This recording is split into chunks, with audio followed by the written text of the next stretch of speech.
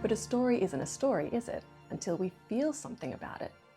That's what these researchers found when they studied shared book reading with parents and children.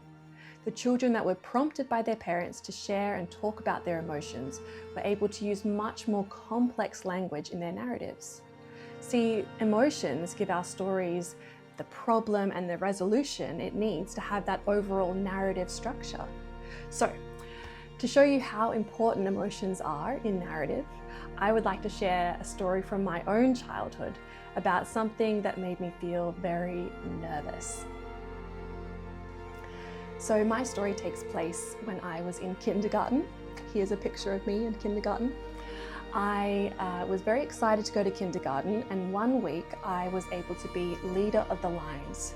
This was a very special role. Basically, whenever our class had to move from our classroom to another place, like the playground or the library, we would have to line up in two lines, a girl line and a boy line. And I got to be the leader of the girl line for one whole week. I would wear a special badge, and at the end of every day, I would take off the badge and I would put it at the back of the classroom on a cupboard. That was where it belonged. So Monday, I lead the lines well. Tuesday, do another great job. Wednesday comes along, I've led my line. I take my bag after a big hard day of leading lines, take my bag, walk home to our house with my sister and my mum. I get inside the front door, take off my bag, and oops, I realized I've left my badge on myself. Oh my goodness, I was so nervous. I was worried that the teacher might have thought that I'd stolen it. What was she going to think? How is I going to ever recover from this infraction? Well, I went home very nervous, probably didn't sleep well that night. The next morning, I get up, get ready for school as normal. I put on my bag, walk to school with my sister and my mum, and I put my bag on the hook. And I quickly tiptoe over to the classroom. I poke my head in the door, check if anyone's looking. No one's looking.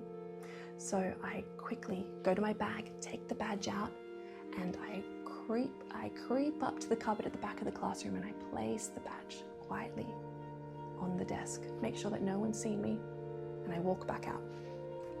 Now, what do? Well, no one's seen me put the badge there. They must think that it's been there all night. So I confidently walk into the classroom, take the badge off the cupboard, put it on myself like nothing ever happened. Well, that was my story about being very nervous. I was so nervous, I thought maybe I thought it was the start of my career as a thief, who knows. But yeah, you can see how important feelings are. The reason I probably remember that is because I was very nervous. So maybe you can think about a time that you were nervous. You can ask your child can ask yourself, when were you nervous at school? And let's see what stories follow.